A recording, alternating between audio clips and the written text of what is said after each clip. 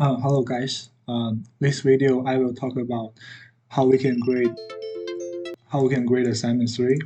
So I will send this zip file to Teams.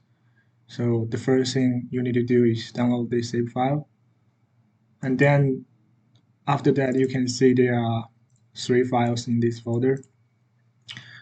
Firstly, you open the assignment 3 grade guide. In this PDF, you will see all the steps, all the question, and its corresponding function and methods you need to grade, and also a rubric showing you how you can scale each questions according to the content. So firstly, um, you will firstly need to go to the assignment 3. So after that, you follow the step 1. You copy and paste one student's boosters agents.py and solution.py into your A3 folder. Here for the A3 folder, I mean this A3 template folder. So you open this folder, A3 template, and you download the one you need to grade. So I will make an example here. So you download this file,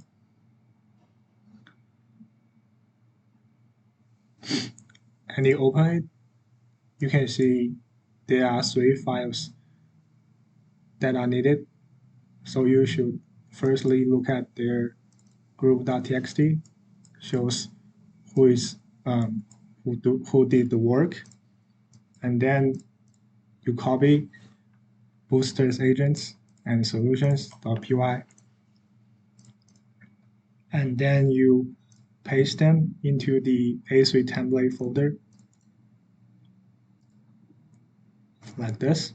So you are ready to grade the students' works. On the step 2, you should open A3 template folder like using the editor you like to. So I'm going to use Python in this video.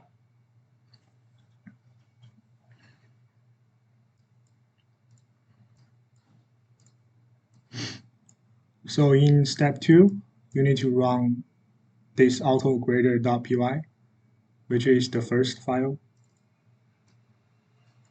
After you run it,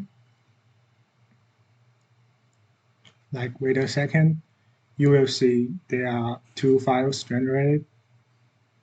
Actually, 3 files are generated, but you only need to take a look at doc test and this edx response.html. So you can see those files out here. Firstly, you open the doctest.html. In this HTML file, it shows the student's question 1 grade. So, which is step 3, you open created doctest.html and index response.html using Chrome or any browsers you like. So the doctest.html shows the correctness of question 1, and the index response.html shows the correctness of question 2, 3, 4, and 5. So if you go to the very bottom, you can see that 2 items passed all tests. So test passed. What that means that so in the question 1, there are 2 methods the student need to implement: normalize and sample. So in this file, it will test discrete distribution dot normalize and the discrete distribution dot sample. So if the student passed 2 tests, which is 2 items here, he should get 4 marks on question 1. So after that, you also need to check the edx/response.html. Okay, so in this file, it shows you the grade of question 2, 3, 4, 5. So for this student, as an example, he just get 4 marks on every questions. I listed 3 possibilities that you will see on 2 HTML files. So in this case, we are facing the probability 1. The student passed all tests into HTML files. So in this case, you should go check its code quality after that. And then you are confident to give the student 4 marks on 1 to 5. And you can also give your marks on the code quality. So there are also other possibilities like the student passed doctest.html, which is this one, very bottom, but he failed on edx/response.html. So in this case, you can give 4 marks on question 1, and then go check the question student failed on this HTML file.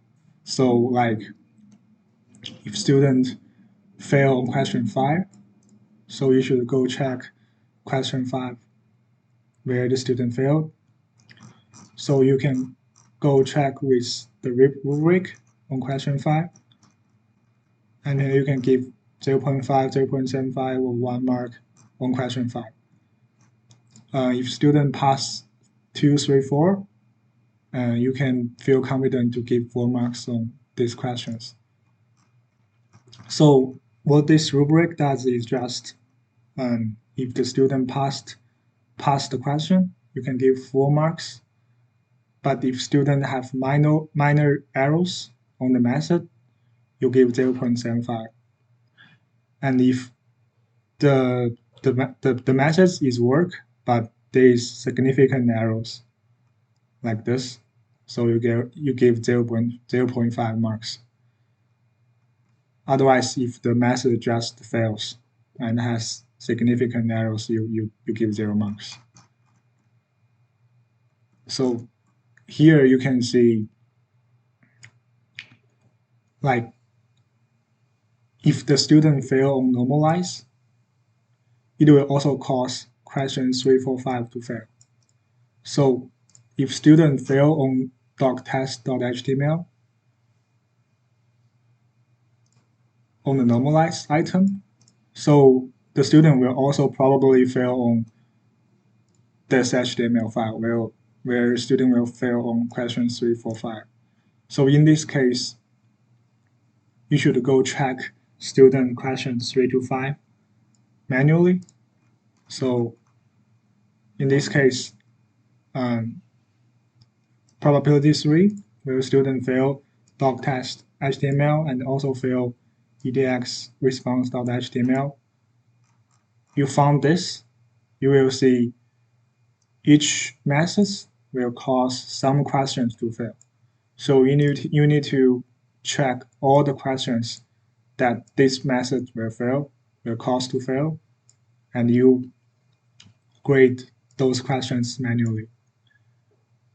In this case, I also provide the sample answers of these 2 files.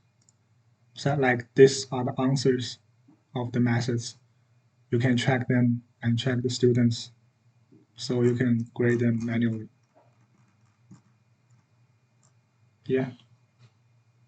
So in this example, you can confidently grade question 1, 2, 3, 4, 5 to 4 marks.